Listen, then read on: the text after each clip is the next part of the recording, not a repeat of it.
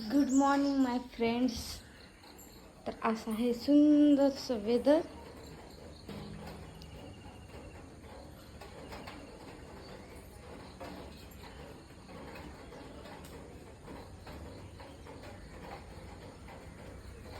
इकडे ना रात्रंदिवस पाऊस आणि पाऊसच असतो.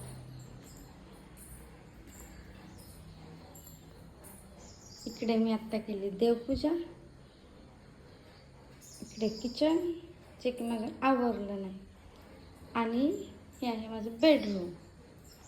तर मला तुमच्याशी बोलायचं आहे असं की